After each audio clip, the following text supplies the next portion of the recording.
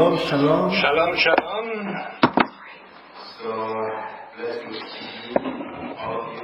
Que tout soit béni à ceux qui nous écoutent à travers les médias et ceux qui sont ici avec nous ce matin. C'est ma prière que tout le monde soit béni ce matin avec ce passage merveilleux dans sa parole. Alors qu'on approche de la fin de ce livre très puissant de l'Apocalypse, en fait, le mot « finir » est un peu inapproprié parce que après avoir été exposé à toutes ces grandes prophéties, on se sent émerveillé par cette grandeur de chapitre en chapitre avec la description au tout début du livre, de la description du Messie à travers le livre. On voit la grâce de Dieu qui toujours retient le mal jusqu'à la toute fin de ce livre, que malgré tout ce qui arrive sur cette terre comme jugement, Dieu est toujours... Il restreint quand même le mal et il va créer une nouvelle Jérusalem, un nouveau ciel, une nouvelle terre, et c'est un endroit que nous pouvons avoir pleine confiance et vraiment faire confiance et mettre toute notre foi en Dieu. Et l'homme, malgré tout le mal qu'il fait et toutes ces choses, Dieu prépare un reste pour l'amener dans ce monde merveilleux. Tous ceux qui vont oser croire en Christ, en l'offre de Jésus-Christ pour la vie éternelle. Donc, c'est un puits sans fin de bénédiction, de richesse que la parole de Dieu contient. Et aussi, c'est la même chose dans le livre de l'Apocalypse. Il y a des choses très sombres, mais il y a des grandes vérités, des grandes bénédictions. Je vais vous amener une petite statistique qui est arrivée dernièrement, qui est triste. Les médias américains ont publié cette semaine que durant la fête du 4 juillet, la semaine dernière, en fait, au moins 150 personnes à travers les États-Unis ont été tuées par les armes dans plus de 400 tirs des gens qui ont tiré, donc des gens qui sont morts. Ils disent que c'est le pire depuis 2020, alors que c'était un haut taux de violence par les armes. Et plusieurs enfants faisaient partie des 150 qui sont morts. Le Washington Post a rapporté qu'à travers les 5 premiers mois de 2021, les tirs par arme ont tué plus de 8100 personnes dans les États-Unis. Donc, ça veut dire 54 vies perdues par jour. C'est 14 morts de plus que l'année passée à la même époque en juin 2020. En fait, non, c'est plus que les dernières 6 années d'avant. Et dans 2 Timothée, on voit, si vous allez lire ça, 2 Timothée 3, on voit 18 caractéristiques qui définissent comment seront les hommes à ce moment-là, les humains. C'est écrit, sache que dans les derniers jours, il y aura des temps difficiles. Les temps difficiles, c'est un mot périlleux. Et lorsqu'on regarde les 18 caractéristiques, c'est terrible, c'est violent, ça nous dérange. Et on voit dans la liste que les gens seront intempérants, ne pourront pas accepter les idées des autres, ils seront cruels. En grec, c'est le mot comme sauvage, comme vicieux. Et on voit qu'avec des gens comme ça qui grandissent de plus en plus dans la population, c'est pas pour rien qu'on a des statistiques comme ça. Donc, une autre information dans ce qui concerne le calendrier hébraïque. Aujourd'hui, nous sommes la première journée du mois de Av. Ce n'est pas un mois très joyeux. Dans le Talmud, il y a un écrit de la tradition juive dit « Notre joie diminue lorsque nous entrons dans le mois de Av ». Pourquoi? Parce qu'il y a eu des événements très sombres dans l'histoire des Juifs à ces années-là. Parce que durant les premiers 9 jours qui arrivent à la fin, à la Tisha B'Av, le 9e jour de Av, à cette date, les 2 temples, celui de 586 avant notre ère et le temple de 70 après notre ère, ou après Jésus-Christ, comme on dit souvent, ont été détruits. Et donc, dans les 9 jours du début de ce mois dans les synagogues juives. C'est vraiment le silence. Les gens se retiennent de manger, font souvent des jeûnes, de boire et de boire du vin, excepté dans les célébrations qui ont rapport avec le sabbat. Et dans les lectures qu'ils font, le Haftarah qu'on appelle, c'est la portion de la semaine des prophètes qu'ils lisent à chaque sabbat. Ils lisent aujourd'hui dans le chapitre de Ésaïe qui parle de le nouveau cieux et de la nouvelle terre. Et c'est le sujet que nous allons traiter aujourd'hui. Avant que nous commencions toutes ces choses à voir dans les Écritures, nous allons prier pour nos enfants, spécialement dans ces temps troubles, afin de bénir nos enfants. Alors nous allons prier pour eux. Amenez-les près de vous et prions ensemble pour eux. Shema Israël Adonai Eloheinu Adonai Echad Baruch Shem Kevod Malchuto Le'olam Va'ed. Blessed be His name, whose glorious kingdom is coming and is forever and ever. Heavenly Father, we are gathered here as one body to praise you, to worship you, and to learn from you. Let your Ruach HaKodesh fill this place and fill our hearts with the Shabbat from above. Today, we're also gathered to ask blessings over our children. Our children, oh Lord, need your mercy. They need your blessings. We pray that this be the generation of those who seek you, who seek your face. Send us a revival, and may it begin here in this very place. Help our children to come to you for guidance, strength, provision, and protection. May nothing separate them from you. Blessed be your name. For we know as parents that you love our children more than we ever can. And so we take comfort of your presence in their lives. And we say like David, blessed be the Lord, because he has heard the voice of our supplication. B'Shem Yeshua Mashiach. Amen and amen. Alors, ouvrons nos Bibles au chapitre 21 de l'Apocalypse, où est-ce qu'on nous a donné déjà la semaine dernière une description vraiment en dehors de ce monde, et le ciel est appelé quoi? La Nouvelle Jérusalem. On nous a donné une description de l'extérieur de la ville, comme on a vu la semaine dernière, qui aura l'apparence d'une pierre précieuse qu'on appelle jaspe, qui semble être la couleur blanche, et que ça sera clair comme du cristal, comme un diamant, et les rues seront faites en or, et au milieu sera le trône de Dieu avec un arc-en-ciel au-dessus et mélangé avec les couleurs rouge et émeraude. Et on voit aussi les 12 couleurs de la fondation de cette cité, et toute cette chose, de ces couleurs, de cette clarté, de cette pureté, c'est au-delà de ce qu'on peut imaginer. Mais on a quand même une description, et on voit aussi qu'il y aura 12 portes, et pour chacune de ces portes, il y aura une perle merveilleuse qui nous rappelle le coût très grand de notre salut. Et aussi, ça nous ramènera à nos pensées, à la parabole de la perle de grand prix, où est-ce que le marchand a vendu tout ce qu'il avait pour acheter cette perle. Ce marchand est le Messie qui a laissé tout ce qu'il y avait au ciel pour venir descendre comme un enfant et vivre parmi nous, et ensuite mourir et ressusciter pour la vie éternelle et nous offrir à nous la vie éternelle, donc sa fiancée et l'Église, et qui sera un joyau merveilleux dans le nouveau Jérusalem. Et on a une information dans les textes rabbiniques qui appellent le Bereshit Rabbati, qui dit « Le temple que le Saint, qu'il soit béni, construira de ses propres mains avec des pierres précieuses et des perles, et avec l'éclat de la Shekinah, qui est la gloire de l'Éternel, deviendra le temple qui demeurera en Israël pour toujours et toujours jusqu'à la fin de toutes les générations. » Comment ont-ils pris cette information? Ça a l'air tellement comme la même chose que ce que Jean dit. Un autre passage dans le Pesikta de Rab Kahana, on dit une collection d'interprétations dans les années 700, qui dit ceci.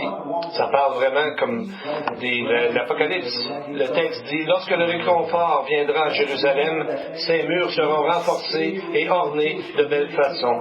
L'éclat des pierres précieuses illuminera Jérusalem. Dans la grande porte du temple se trouvera une perle qui brillera des rayons les plus purs.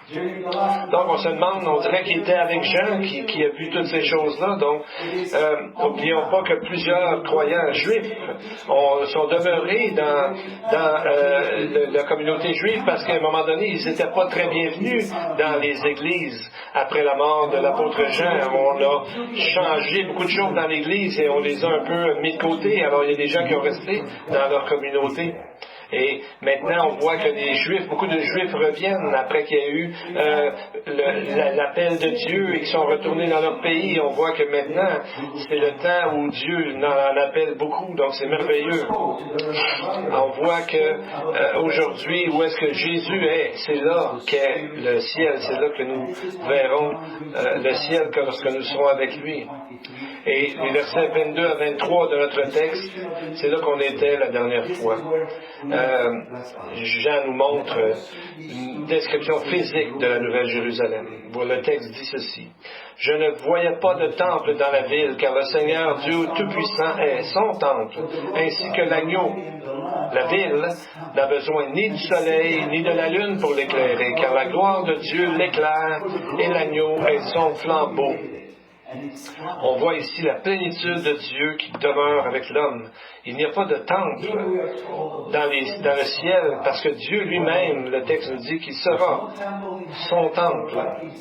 Donc on voit ici le concept de l'expérience du nom qui avait été donné à Jésus, Immanuel, qui n'a pas porté encore, mais c'est là qu'on verra l'expérience Immanuel complètement, alors que Dieu sera avec nous. Cette description en elle-même est comme une prophétie accomplie quand Jésus vient dans le temple de cette terre et il a chassé les voleurs du temple. Et pas longtemps après, il a dit, détruisez ce temple et je le reconstruirai en 3 jours. Jean 21, 19. Et le verset 21 nous dit par l'Esprit Saint qu'il parlait du temple de son corps. Pardon. Donc, cette façon de parler nous emmène ultimement à la Nouvelle Jérusalem. Le texte aujourd'hui où il est dit que le Seigneur Tout-Puissant est son temple, ainsi que l'agneau. Donc, sa présence et sa gloire vont remplir et illuminer le temple. Et chaque âme qui sera là sera capable de voir cela. C'est merveilleux. Et on voit une autre prophétie accomplie, Ésaïe 8,14. Il sera un sanctuaire, mais aussi une pierre d'achoppement et un rocher de scandale et tout ça. Donc, mais on voit qu'il dit qu'il sera un sanctuaire. C'est seulement à cet endroit qu'on voit que littéralement, Dieu sera un sanctuaire. Et le mot sanctuaire est le mot mikdash en hébreu, qui désignait dans le temps le sanctuaire ou le lieu très saint à l'endroit du temple. Vous savez, les passages d'Ésaïe qu'on voit dans Ésaïe 8 vient d'une section majeure du livre. Dans le chapitre 7, verset 14, on a une prophétie de la naissance du Messie. Chapitre 9, verset 6, on a la nature réelle du Messie révélée, où est-ce qu'on a dit que l'enfant sera appelé El Gibor, qui veut dire le conseiller, et aussi le Fils est appelé le Père éternel. Donc on voit la relation entre tout ça. Et on voit ici vraiment l'unité qu'on appelle des fois le Ehad, exactement dans le milieu. C'est écrit que le Seigneur Dieu Tout-Puissant est son temple ainsi que l'agneau. Et ça nous rappelle le temple de Salomon, le temple de Moïse et le temple d'Ézéchiel qui est pour le moment du millénium.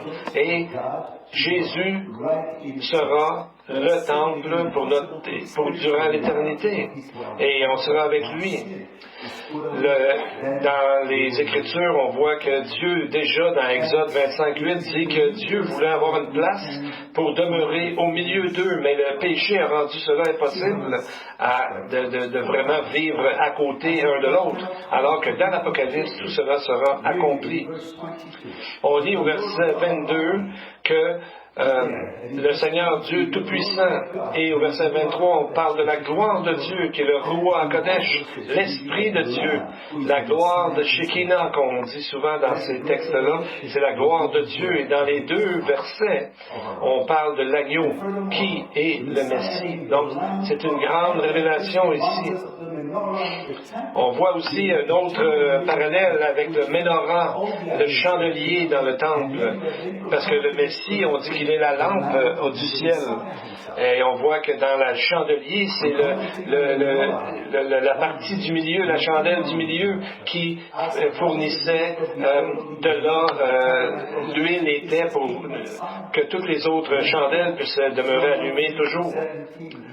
Et il y a quelqu'un qui a dit dans les écrits rabbiniques que l'huile de la lampe, et il pose la question, quelle est l'huile de la lampe du tabernacle? Et la réponse qu'il donne est, c'est le Messie roi, comme il est écrit dans le psaume 132, verset 17. Là, j'élèverai la puissance de David, je préparerai une lampe à mon oint, qui veut dire aussi Messie. Donc on voit de plusieurs dans le judaïsme étaient au courant de ces phrases merveilleuses. Mais aujourd'hui, on a enlevé ça dans les Écritures qu'ils lisent malheureusement. On va lire maintenant les 3 prochains versets, 24 à 26. On pourrait être surpris de ce qui est dit là, de qui est là. Les nations marcheront à sa lumière et les rois de la terre y apporteront leur gloire. Ces portes ne se fermeront pas le jour, car là, il n'y aura pas de nuit. On y apportera la gloire et l'honneur des nations. Oui, il va y avoir des nations dans l'état éternel. Plusieurs personnes pensent qu'on va perdre notre identité. Il y en a qui ont des difficultés à voir qu'on aura de la présence de différentes nations dans le ciel, mais le grec est très clair, c'est le mot en grec ethné, où est-ce qu'on a notre mot ethnie. Et il est utilisé 22 fois dans le livre de l'Apocalypse, et ça a toujours été traduit comme le sens de nation.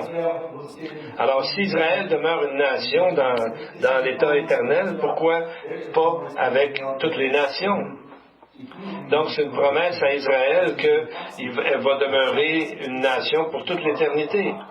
Dans Ésaïe 66, qui est une partie du Haftarah qu'on disait quand ils lisent les prophètes aujourd'hui dans les synagogues, au verset 22, il est dit « Car, comme les nouveaux cieux et la nouvelle terre que je vais créer subsisteront devant moi, dit l'Éternel, ainsi subsisteront votre postérité et votre nom. » Donc, on voit ici, les nouveaux cieux et la nouvelle terre sont adjacents à Israël, à sa postérité et à son nom. Donc, si le premier, le nouvel cieux et nouvelle terre sera aussi, sera les autres nations de la même façon. Et c'est pour ça qu'on mentionne ici les nations. Les autres nations aussi seront un dans l'éternel, mais sans perdre pour autant leur identité de nation, leur nationalité. Parce que Dieu garde ces choses. On ne sera pas tout égal, pareil. C'est ça l'idée. L'autre fois, j'ai demandé à mon petit-fils, c'est quoi ce que tu aimes le plus au monde? Mon petit-fils a dit, la pizza. Alors, comment je pourrais dire maintenant qu'il n'y aura pas d'Italien au ciel? Ça serait une tragédie pour lui. C'est un peu une blague, mais ça nous montre qu'au ciel, il va y avoir quand même des différences au niveau des nations, mais tout le monde sera sauvé, tout le monde sera égal et parfait, parce que c'est ce qu'on sera avec Dieu.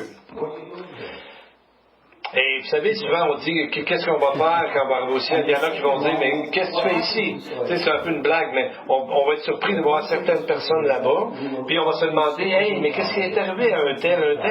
On pensait qu'il serait là, mais il n'est pas là. Donc, on voit que seul Dieu sait qui vraiment est sauvé et qui vraiment sera là ou non. Mais pour l'éternité, nous serons ensemble et on verra tout, on n'aura jamais fini de voir toutes les merveilleuses éternelles, totale facette de notre Dieu. On voit au verset 26 dans la Nouvelle Jérusalem, il est écrit, on y apportera la gloire et l'honneur des nations.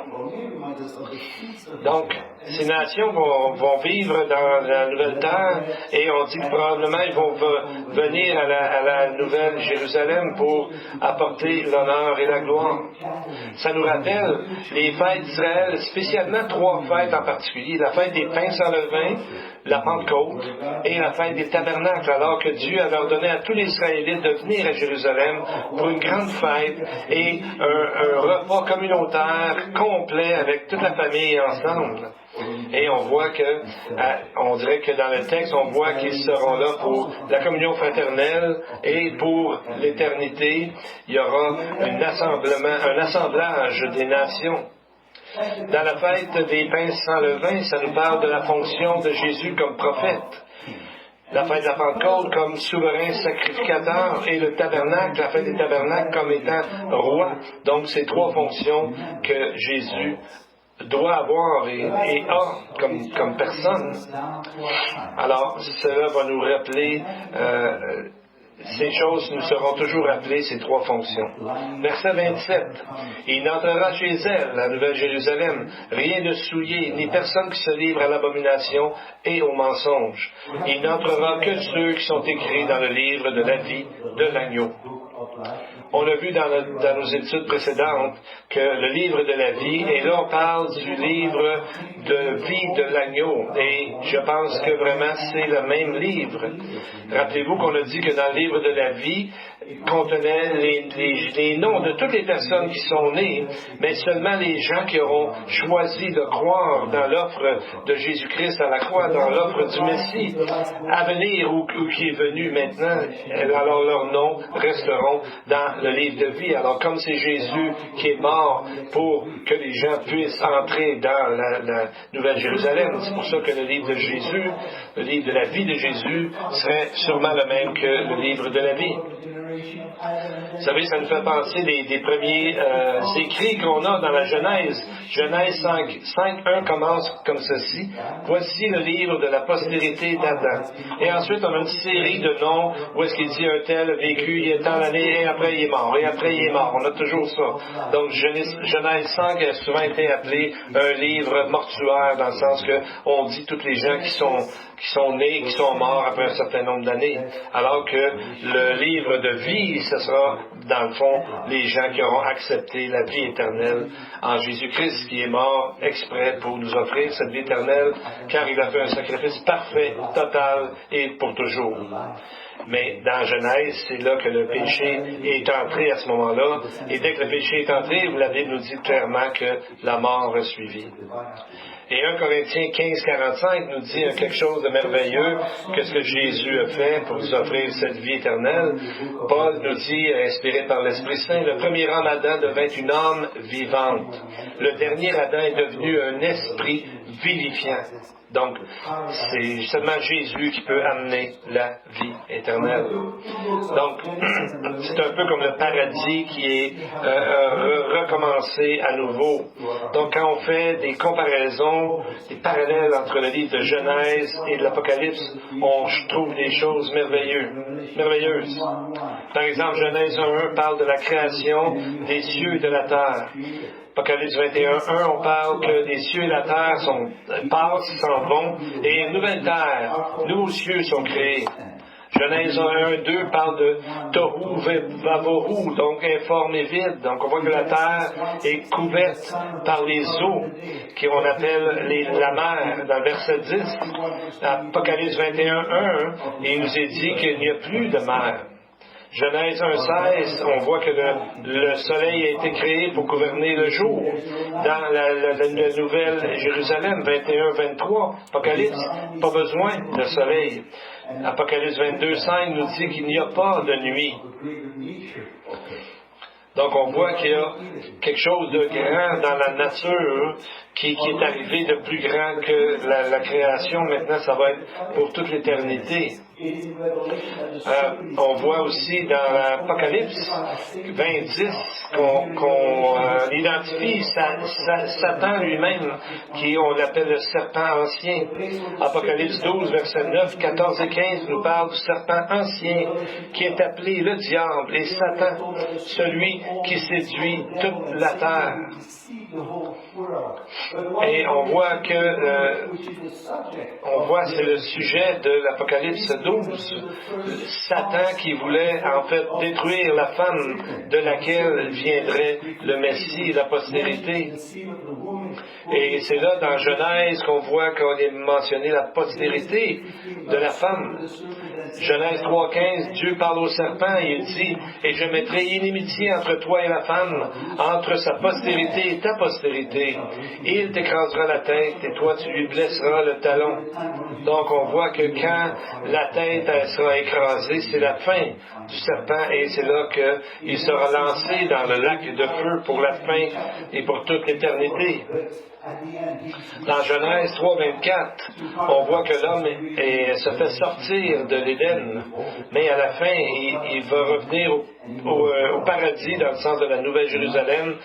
Apocalypse 21,3 dit « Voici le tabernacle de Dieu avec les hommes, il habitera avec eux. » Donc, c'est beaucoup mieux que ce qu'il y avait auparavant. Et on voit qu'il y a eu une malédiction qui a été prononcée. Verset 17 du chapitre 3. Il a dit à Adam, Dieu a dit à Adam, le sol sera maudit à cause de toi. C'est en peinant, en force de peine, que tu en tireras ta nourriture tous les jours de ta vie. Mais en Apocalypse 22,3, il est dit, il n'y a plus d'anathème, il n'y a plus de malédiction, parce qu'il n'y a plus de péché maintenant. Jésus a tout pris sur lui-même. Genèse 2 dit que vous mourrez certainement. Apocalypse 21 dit qu'il n'y a plus de mort, ni peine, ni souffrance. Ensuite, on voit que Jean est amené comme à l'intérieur de la Nouvelle Jérusalem pour nous décrire un aperçu de cette maison éternelle que nous, les croyants, aurons pour toute l'éternité. Nous allons voir versets 1 et 2, comment c'est immensément beau.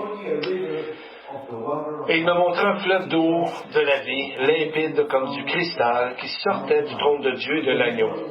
Au milieu de la place de la ville et sur deux bords du fleuve, il y avait un arbre de vie produisant 12 fois des fruits, rendant son fruit chaque mois, et dont les feuilles servaient à l'adoration des nations.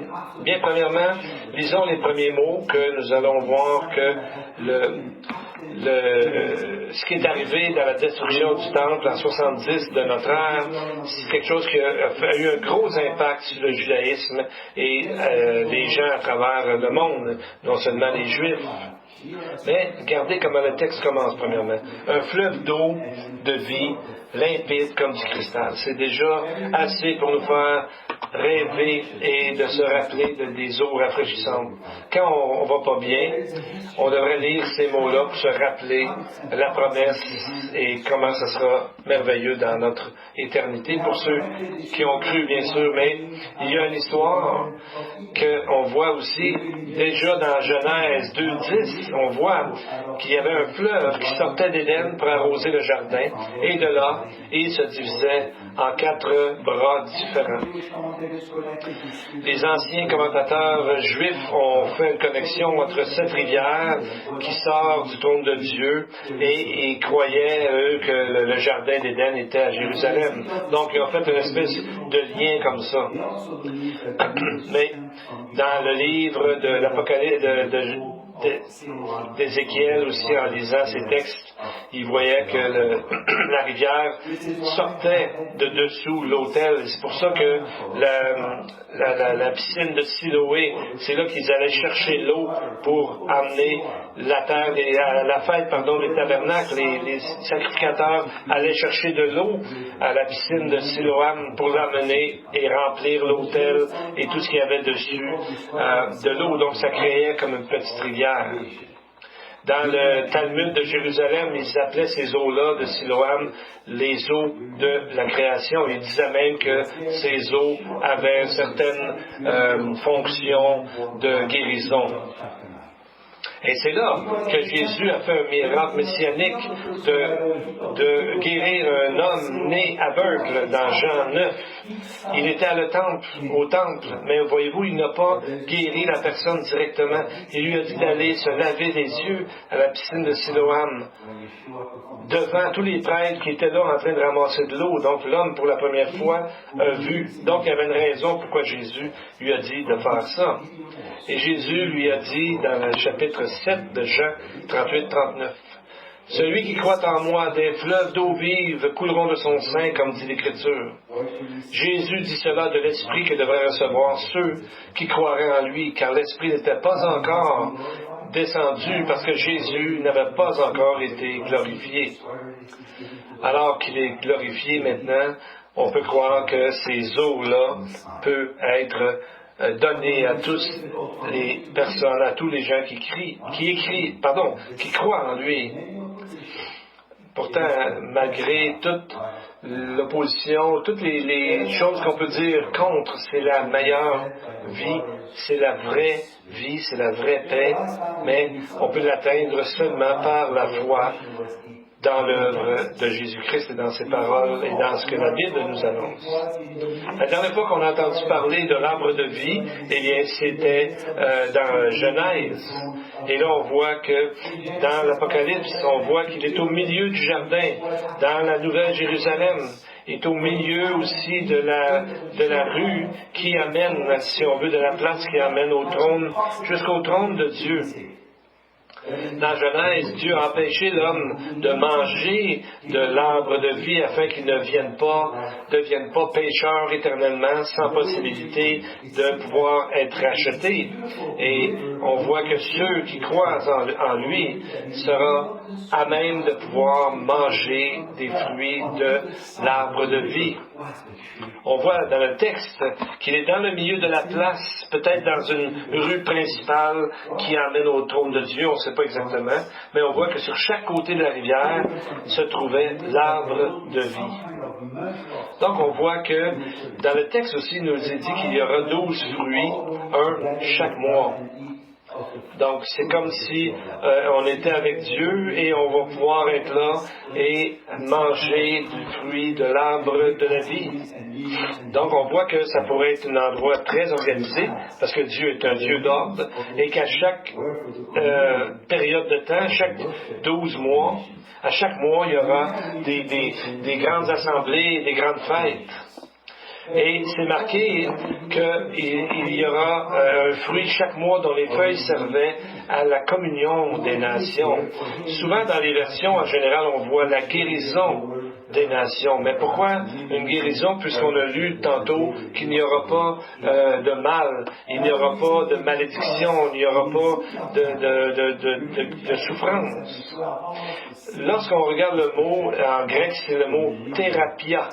Donc, ça nous fait penser à thérapie. Et peut-être c'est une raison que les gens ont traduit ça comme guérison. Mais on va voir dans un texte d'Ézéchiel un verset similaire, Ézéchiel 47:12. Sur le torrent, les bords de chaque côté croîtront toutes sortes d'arbres fruitiers. Leurs feuillages, leurs fruits serviront de nourriture et leurs feuilles de remède.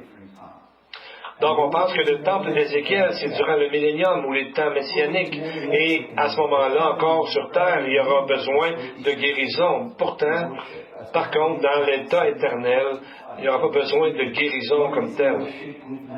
Donc, selon des lexiques très poussés sur le langage, dans, par exemple, le lexique Kittel en plusieurs volumes, le mot thérapie, on voit que c'est quelque chose qui sert à adorer dans un sens religieux. Et son second sens, c'est la guérison.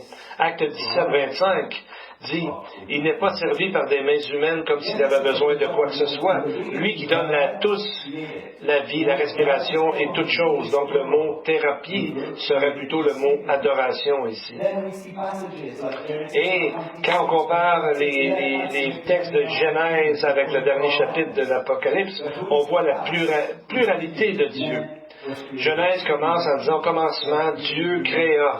Elohim est un mot pluriel en hébreu et le verbe est singulier dans l'hébreu ici. Même chose dans le passage comme Genèse 1,26 où Dieu dit, faisons, un pluriel, l'homme à notre image selon notre ressemblance. Et qui est le nous ici? À laquelle image elle a été créée? Sûrement pas les anges, ils ont été des créatures aussi qui ont été créées. Il y en a qui ont essayé de régler le problème en disant c'est un pluriel de majesté, mais il n'y a aucun exemple de cela dans la Bible, ni dans les littératures rabbiniques d'un pluriel de majesté. Donc, c'est qu'on voit que Dieu est lui-même, la Trinité est lui-même trois personnes, il est lui-même un pluriel. Et on voit ici dans Apocalypse 22, on parle de deux personnes, on parle de Dieu et de l'agneau, mais il n'y a seulement qu'un trône. Voyez-vous, puis on va aller voir le verset 3 et 4. Il n'y aura plus d'anathème. Le trône de Dieu et de l'agneau sera dans la ville. Ses serviteurs le serviront et verront sa face. Son nom sera sur leur front. Donc on a Dieu et l'agneau. Pourquoi le pronom possessif ici qui est ses serviteurs? Dans le fond, verront sa face plutôt est singulier. Donc, et on voit aussi que son nom, et non pas Dieu et l'agneau, mais son nom sera sur leur front. Donc, on voit ici, ça nous donne une image de la nature de Dieu qui est plurielle, mais en même temps est un. Unité parfaite et totale. Donc, il faut... quand on veut comprendre quelque chose par rapport à Genèse et l'Apocalypse, on a besoin de connaître un aspect important de la nature de Dieu, comment il est comme personne, il est un en trois personnes, comme plusieurs textes nous disent. Et on voit ici que Apocalypse 22, la manière que c'est écrit au niveau grammatical, ce n'est jamais écrit ailleurs lorsqu'il dit il n'y aura plus d'anathème ou de malédiction. Ça n'a jamais été au singulier dans le grec et ça devrait attirer l'attention des gens qui lisaient le grec à ce moment. Dans cette forme grammaticale-là, ça n'a jamais existé au singulier avant le 3e siècle de notre ère. Donc on voit, il y a quelque chose dans le texte déjà qui disait, pour les gens qui voulaient bien écouter. Rappelons-nous, dans Genèse 3, qu'est-ce qui est arrivé? Et alors ils entendirent la voix de l'Éternel Dieu qui parcourait le jardin vers le soir. Et l'homme et sa femme se cachèrent loin de la face de l'Éternel Dieu au milieu des arbres du jardin. Et on voit qu'à l'Apocalypse, on va voir sa face. Donc, c'est vraiment différent ici. L'effet immédiat du péché, on le sait tous, c'est quoi? La peur, la culpabilité, et finalement, ça tourne en anxiété. Vous avez déjà demandé pourquoi les criminels, lorsqu'ils sont attrapés, se cachent? Bien, c'est la même raison. Ils ont honte. Même raison que nos premiers parents. La honte, la culpabilité, la peur, et toutes ces choses viennent, dans le fond, ont une connexion directe avec le péché. Rappelez-vous qu'est-ce qu'ils ont fait à ce moment-là? Ils ont cousu des feuilles de figuier sans faire des ceintures. Ça, c'est vraiment la première image de l'homme qui se fait une religion. Et aussi, on voit qu'on va voir Dieu face à face dans l'Apocalypse. Et on voit qu'il y a des choses que même les écrits rabbiniques nous ont dit par rapport à cette prière de Nombre 6, 24. Que l'Éternel, qu'on dit souvent à la fin de notre culte ici, que l'Éternel te bénisse et qu'il te garde. Que l'Éternel fasse luire sa face sur toi et qu'il t'accorde sa grâce. Que l'Éternel tourne sa face vers toi et qu'il te donne la paix. Donc on voit dans son unité, il dit, dans le Talmud, on voit qu'est-ce qu'ils disent à ce sujet-là. L'unité de Dieu ne sera absolue que lorsque l'ultime rédemption aura eu lieu, et en ce jour, le nom sera un, et sa face nous illuminera. Et c'est là qu'il voit que l'accomplissement de ce texte de Nombre 6.24, que à ce moment-là, sa face brillera sur nous. Donc on voit que quand on parle d'unité, ça implique pour nous des choses différentes, des morceaux qui deviennent une unité. Pourtant, quand on parle de Dieu comme étant une unité, c'est une seule unité qui est complète, pure et parfaite. Donc c'est quelque chose qu'on ne peut pas comprendre totalement dans notre tête parce qu'on est limité, mais on le verra comme il est. Il est écrit dans le texte, quiconque a cette espérance en lui se purifie comme lui-même est pur. On lit ça dans 1 Jean, chapitre 3, les versets 2 et 3, où Jean nous dit qu'on est enfant de Dieu, ce que nous sommes ne sera pas encore manifesté, mais quand ça sera manifesté, nous serons semblables à lui parce que, nous le verrons tel qu'il est. Donc, nous le verrons tel qu'il est, nous serons semblables à lui, exactement comme Dieu avait voulu faire. Au début, il a dit, faisons l'homme à notre image. Et nous serons comme lui. Un autre dit par rapport à sa grâce, un autre commentateur dans l'ancien temps hébraïque a dit le mot mané et le mot grâce dans ce mot en hébreu c'est hen et ça lui fait penser au mot manen qui veut dire camper. Donc pour voir que Dieu veut camper, veut demeurer avec ses enfants dans la nouvelle Jérusalem. Verset 5, chapitre 22, il n'y aura plus de nuit, ils n'auront pas besoin ni de lampe ni de lumière, parce que le Seigneur Dieu les éclairera, et ils régneront au siècle des siècles. Donc, Dieu les éclairera, il n'y aura plus de nuit, et donc, ça va être quelque chose pour toute l'éternité, que Dieu sera notre lumière. Dieu sera celui qui donnera la clarté et la lumière. Et alors, c'est merveilleux de voir une description de cette cité et de tout ce que nous avons dans les Écritures. Le dernier verset que nous allons regarder ce matin confirme encore tout ceci. Et il me dit, ces paroles sont certaines et véritables. Et le Seigneur, le Dieu des esprits des prophètes, a envoyé son ange pour montrer à ses serviteurs les choses qui doivent arriver bientôt. Donc, ces mots, certaines et véritables. C'est la 4e fois qu'on voit ces mots. Les 2 premières fois, c'est des titres donnés à Jésus, chapitre 3, 14 et 19, 11. Les 2 dernières fois, c'est ces promesses pour nous qui sont certaines et véritables. Courbons-nous dans la prière. Lord God of stillness and silence, God of peace and quiet, you have told us to be still and to know that you are God. We recognize that you've given us your many promises for us to be still and to develop full confidence in you. Forgive our bareness, our busyness, our frantic coming and going. Teach us, O Lord, to seek your kingdom and your righteousness, knowing that everything else we need will be added to us. Calm our souls and teach us that peace to be peaceful. Today we ask that you renew our heart for all of us so that we live every day as the first day of our salvation so that we can better reflect your light unto others. And for those who are hurting today, Father, look upon their affliction.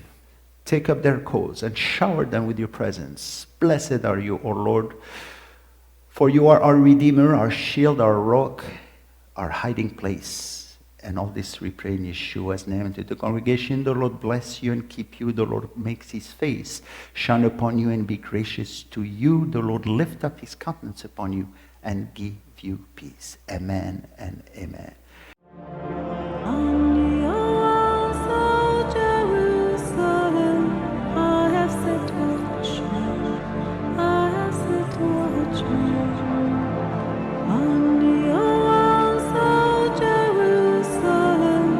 Who shall